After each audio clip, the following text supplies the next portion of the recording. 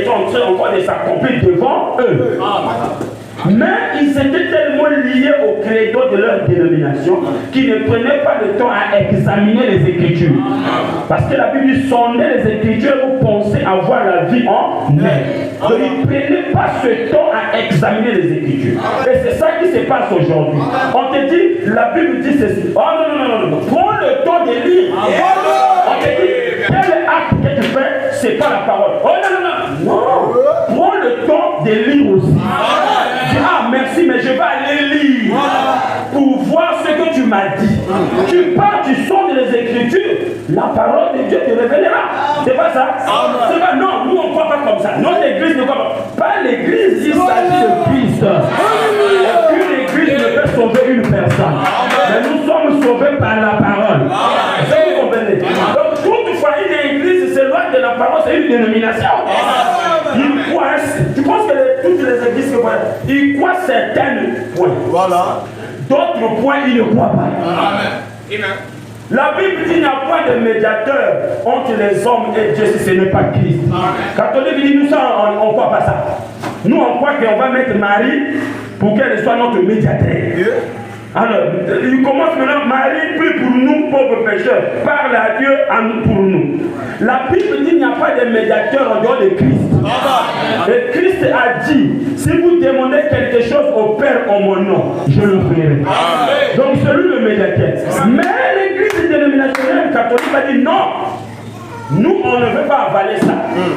Nous, on prend Marie, on place là. Alors dites-la, donnez-nous l'écriture qui a placé Marie, médiatrice. Pour vos requêtes. Il n'y a pas d'écriture. Oh non, l'église fait ceci. L'église ne sauve pas. Dis alléluia là-bas. Mais c'est la parole qui sauve. Amen. Alors il faut vivre la parole. C'est ça qui se passe dans ces dénominations. Mais pourquoi vous faites des catéchismes? Est-ce que c'est biblique? Non, notre église fait ça. Mais vous annulez l'efficacité de la repentance par vos catéchismes. Vous passez le temps aux gens, au lieu de leur dire de se repentir sincèrement, vous leur dites de faire les catéchismes. Mais tous les temps qu'ils vont passer à étudier les catéchismes, à répondre aux questions, ils se connaissent dans une jour à l'ascension, ils se connaissent dans une zone d'attaque. Tout le temps là, vous l'embrouillez. Donc il devait être à genoux à la chair, en train de demander pardon à Dieu pour ce péché.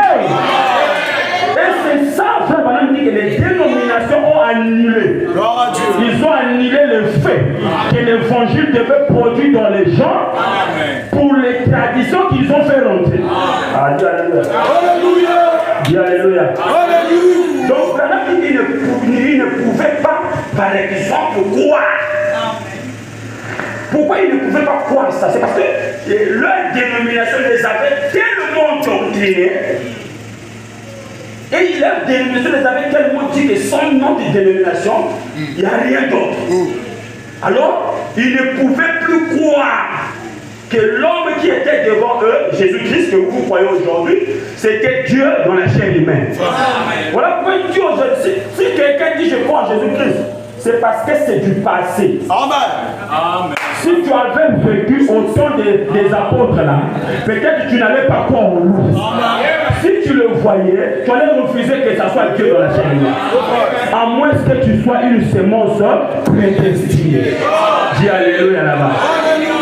Mais frère Branham dit que la preuve qui montre que toi, tu allais croire en Jésus-Christ si tu vivais en son temps, quand tu allais le voir. Frère Branham dit que la preuve qui montre que tu allais croire en lui, c'est quand aujourd'hui, la parole s'est faite chair, la parole se manifeste.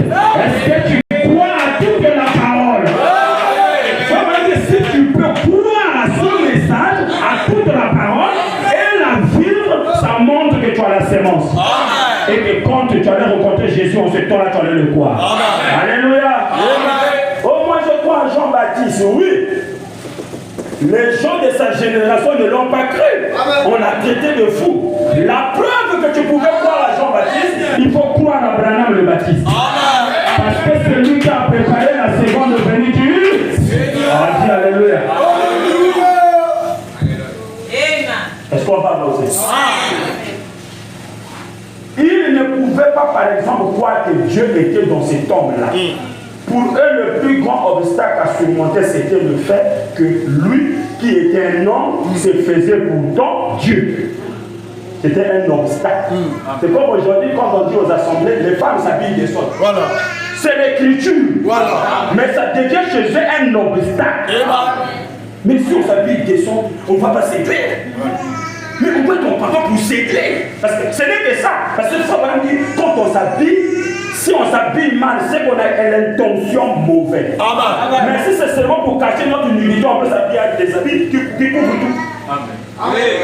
Mais si tu demandes sexe, c'est l'intention qui t'amène à t'habiller comme ça et diabolique.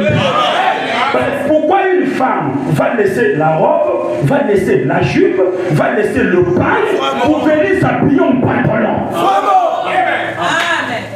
Pendant que la Bible dit que les vêtements des hommes, les femmes ne doivent pas les porter. Et les vêtements des femmes, les hommes ne doivent pas les porter.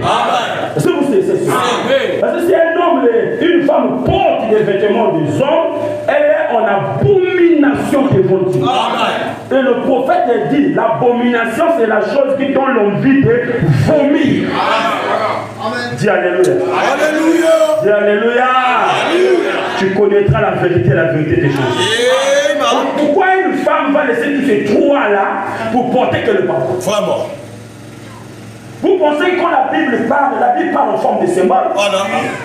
La Bible ne peut pas en ce temps-là te dire la femme ne porte pas le pantalon. Non, pantalon c'est le mot que vous avez utilisé dans le monde moderne. Amen. Au temps de la Bible, Dieu parle vêtements. Il dit ne porte pas vêtements d'homme. Ne porte pas vêtements de femme, toi l'homme. Dieu s'arrête là. Et dans le Nouveau Testament, l'apôtre Paul vient, comme lui il était aussi un nègre, il dit que les femmes s'habillent de manière décente. On connaît la manière décente, c'est quoi?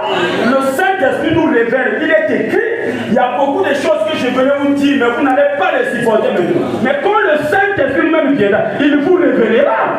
Mais quand le Saint-Esprit rentre dans une femme, le Saint-Esprit va vous révéler. Son mari porte le pantalon, elle aussi porte le pantalon. C'est le mari, ça ne séduira pas.